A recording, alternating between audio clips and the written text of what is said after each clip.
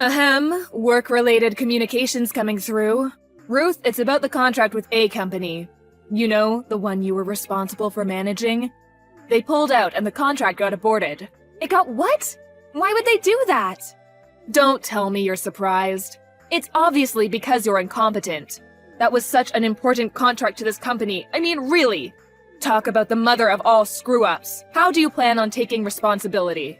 Kimberly, I'm really sorry, but I need to make this clear. I was in charge of that project and responsible for all communications between our company and that client. There hasn't even been so much as a hint of a problem until now. Why would they pull out all of a sudden? Listen, Ruth. I've been holding back so as not to upset you. But shall I just come out with it? Not to upset me? What is this, kindergarten? How can I understand the situation if you don't tell me? Anyway, something doesn't quite sit right with me. Why didn't they contact me about the cancellation of the contract? Why you, when you never had anything to do with that project to begin with? Oh, I give up. You're just too dim-witted.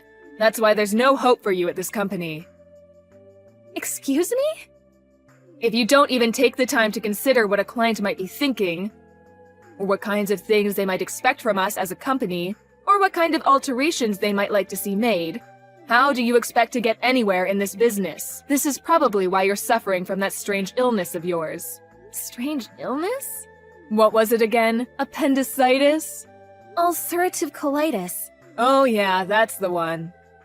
Listen, Ruth, when you become an adult and enter society, you have a responsibility to properly look after and manage your own health. My illness has nothing to do with whether or not I'm looking after myself properly. It's genetic. Besides, don't change the subject. What does my illness have to do with the cancellation of this contract? I'd appreciate if you kept your comments about my health to yourself, given it's got absolutely nothing to do with you. Because you're defective. What? The client said they had to abort the contract because they didn't feel comfortable doing business with someone who they felt could collapse at any moment. You have to admit, it's too risky from a client's perspective to be engaged in negotiations with someone so sickly and diseased. If that's true, why would their first move be to pull the plug on the project entirely instead of requesting a change of personnel? You're saying the contract itself got canceled, aren't you? Why couldn't someone like, say you for example, have just stepped in as a pinch hitter to save the project and ensure all of this time and resources that went into it thus far weren't a total waste? Why would I know? Do I look like a mind reader? All I know is that the client said they can't do business with us anymore. Why are you clinging to them so desperately now they're gone? It was all your fault. Maybe if you made some effort not to be so sickly, they wouldn't have left us in the first place. If my illness genuinely was the reason they backed down, then I can only apologize. Unfortunately, this isn't the kind of problem that goes away with a mere apology. Why don't you take a long, hard think about the damage you've done to this company? And take responsibility accordingly? Yes, understood. Not understood. What are you going to do? I want detailed suggestions, proposals, a plan of action. How do you intend to make up for this? I'll work to the best of my ability to undo my failure and bring the client back. Wrong answer. What you really need to do is have more awareness of your status as sickly, dead weight at our company. And accordingly keep your mouth shut, keep your head down, and work silently in the background where you can't cause any further problems. If that's too hard for you, I think you'd make for an excellent coffee girl. I take milk and 2 sugars. If even that's too difficult, I suggest you start sleeping with the right people, because you're doomed to a future of failure and disappointment if you rely solely on your ability to actually do the job. You're an incompetent fool, and everyone knows it. Ah, you're leaving my messages on read. How mature. Sulking, are we? This is exactly what I'm talking about. The moment things become a little inconvenient for you, you bury your head in the sand, even going as far as ignoring your direct superior. You really are beyond help. If I'm honest, I'd rather you just resigned.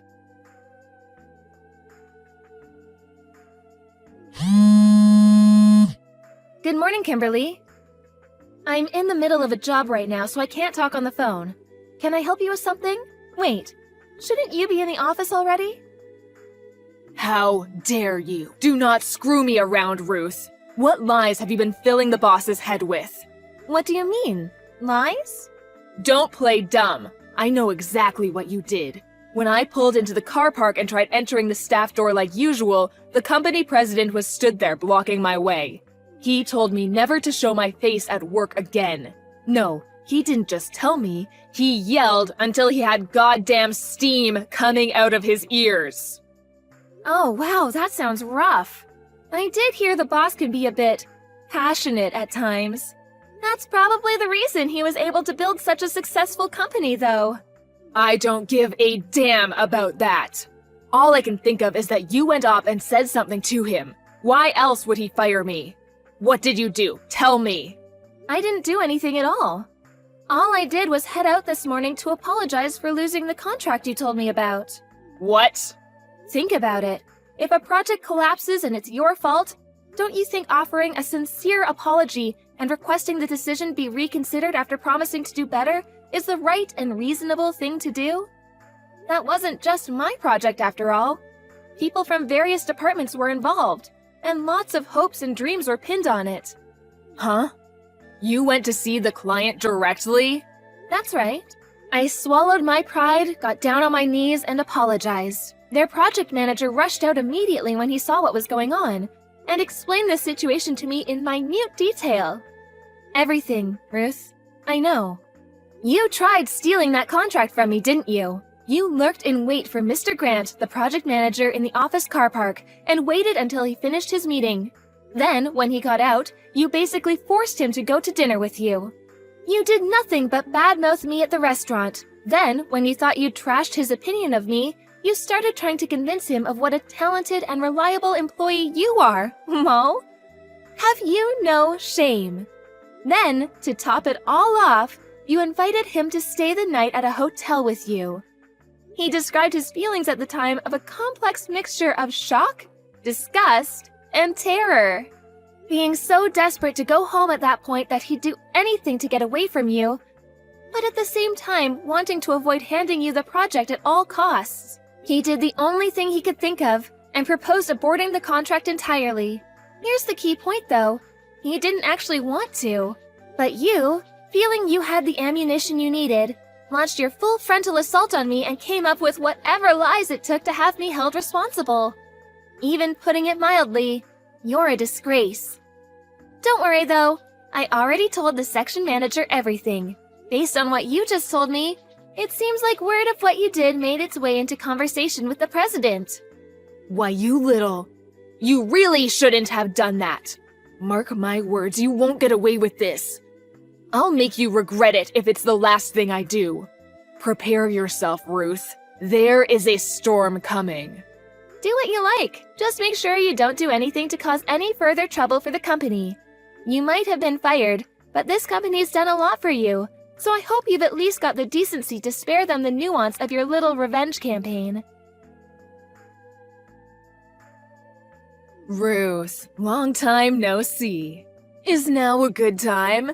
I have some news for you. What? You're gonna love this. Wait for it. I got married. Oh, that's nice. Congrats. I'm the happiest I've ever been. Listen, Ruth, I've been doing some thinking and I feel so guilty about the trouble I've caused you. I just wanted to take this opportunity to apologize.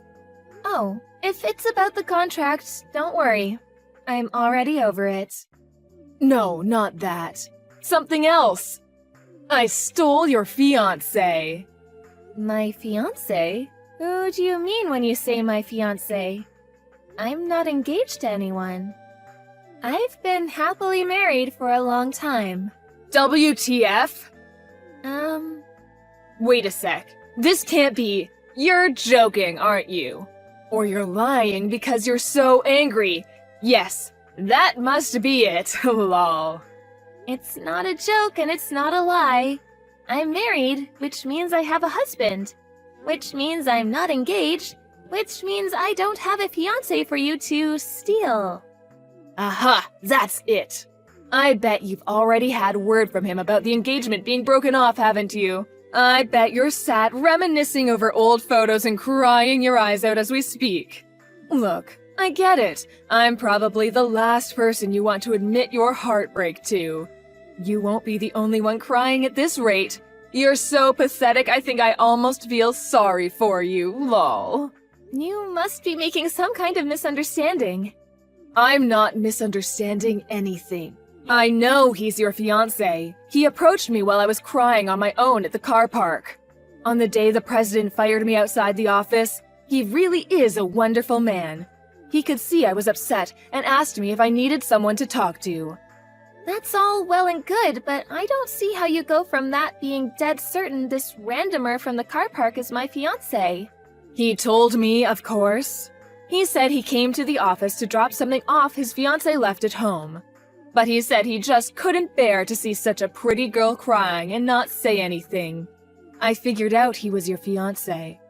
Well, we were chatting over a coffee in a local cafe. I'm sorry to say this, but he said he found me much more attractive than you, and that I gave him butterflies in his stomach of the kind he hadn't felt since he was a teenager.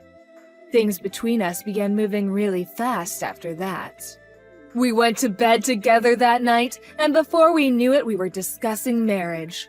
It was then I knew I'd found my soulmate. He sounds like a scammer. Huh? Yep, a marriage scammer. What? Don't be so ridiculous. A marriage scammer, what even is that? Make some sense, woman. We are soulmates. Are you jealous, is that it? Kimberly, it seems like your desire to take revenge on me is clouding your better judgment and impairing your ability to think rationally.